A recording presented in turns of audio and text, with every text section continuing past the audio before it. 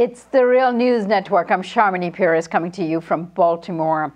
Turkey's parliament on Friday approved stripping its members of immunity from prosecution, a move likely to see the pro-Kurdish opposition sidelined, easing President Tayyip Erdogan's path to strengthening his presidential powers. Erdogan has accused the pro-Kurdish HDP, the parliament's third largest party, of being the political wing of militants. The militants have waged a three-decade insurgency in the country's largely Kurdish southeast. Erdogan wants to see them prosecuted, that is, the parliamentarians prosecuted, not to mention the terrorists. The HDP denies such links and says its parliamentary presence could be all but wiped out if prosecutions go ahead. The HDP has said an overwhelming majority of its 59 deputies could be jailed, mostly for views they have expressed. In the third and final vote of a secret ballot, 376 MPs in the 550-seat parliament backed the plan to lift MPs' immunity, a high enough level of support to change the constitution directly without needing to hold a referendum. On to discuss these and other developments, we are joined by Baris Karaagac. He's a lecturer in international development studies at Trent University in Ontario. He is also the editor of the book Accumulations, Crises and Struggles, Capital and Labor in Contemporary Capitalism. Baris, so good to have you with us. Hello, Sharmini. So, Baris, give us an update on the recent developments. Of course, this particular vote, but there's been some other interesting political developments leading up to this vote. Give us an update.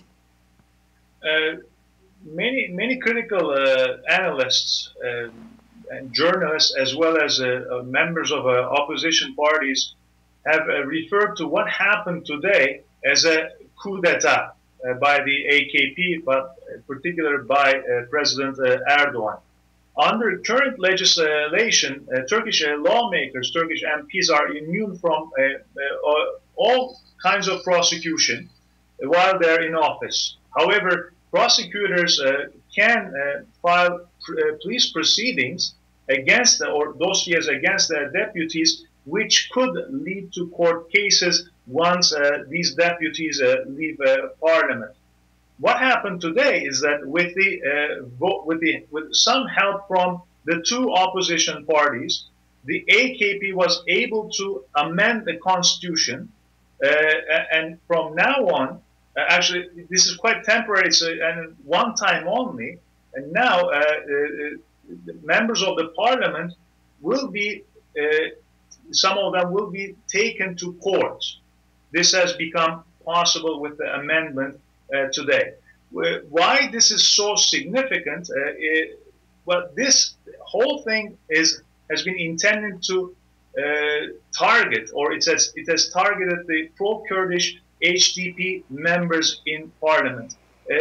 As of yesterday, there were 667 police proceedings against the deputies, and 405 of them were against members of the pro-Kurdish HDP, which constitutes less than 10% of the entire parliament.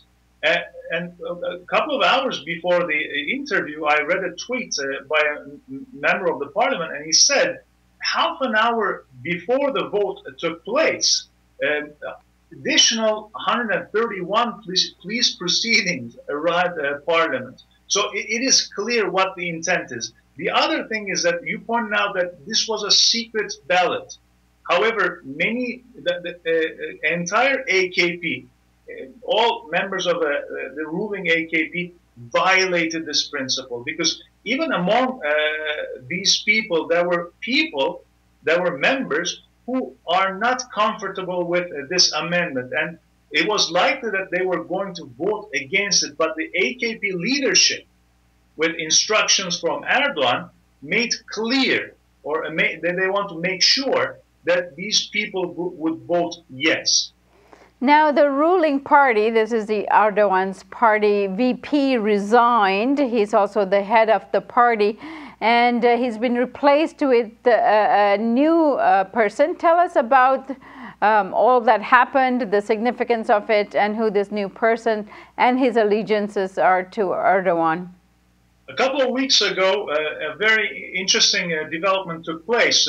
After meeting with President Erdogan, the then leader of AKP and Prime Minister of Turkey, Ahmet Davutoğlu, resigned from his position.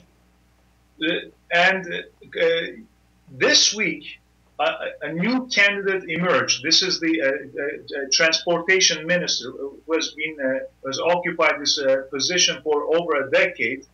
And there will be an extraordinary party convention that will take place on Sunday, which will choose the new leader of the party as well as the new prime minister. And Binali Yıldırım, the current transportation minister, it looks like he will be the new PM. And there, of course, he has been very close friends with Erdogan for a long time. He was one of the founders of the AKP, and he's the longest serving transportation minister in the history of the Republic of Turkey. But what is even more important than these features, he's completely loyal to Tayyip Erdogan. So why did such a thing happen? Why did the prime minister, who took 50% of the vote only last November, resign? This is the critical question. And when we look at the last 10 months, we see that there were a number of disagreements between Ahmet Davutoğlu and Recep Tayyip Erdogan, the president. And these disagreements mostly concern the crackdown on the repression on the media, as well as Erdogan's goal of consolidating even further his power through the introduction of an executive presidential system, replacing the current parliamentary system in Turkey. Now, the HDP, while they occupy roughly 10% of the parliament, is a critical and important element to uphold democracy and represent the viewpoints of the Kurdish in the country. And these alliances are very important. And Erdogan is looking to wipe it out. Why? Well, because the Kurdish movement, first of all, it is the most powerful opposition force in the country recently. And secondly, before the two elections that took place last year, they made it very clear that they would do anything to prevent Erdogan from increasing his power through a constitutional change. And they have blocked the constitutional amendment that would help Erdogan realize his goal.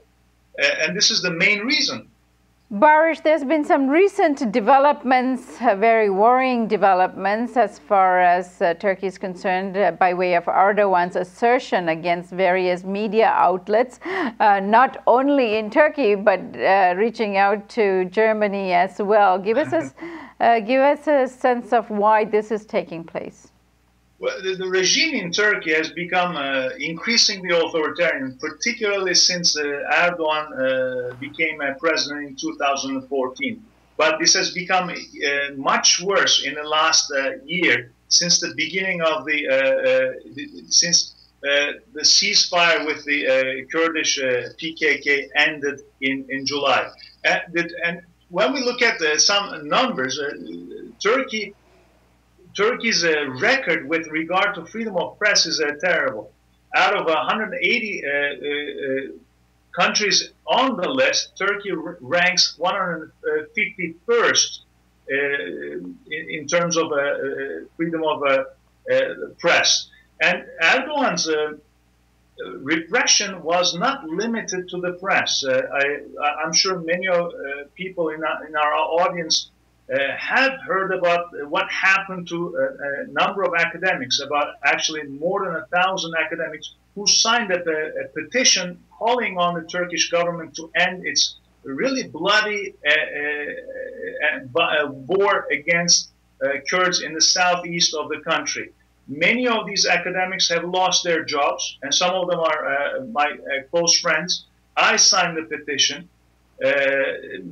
Others, they have received death threats. There were notes posted on their offices on university campuses, and some of them were jailed. And one, for example, a professor from the prestigious prosperous university was even kept in solitary confinement. And all these people have been accused of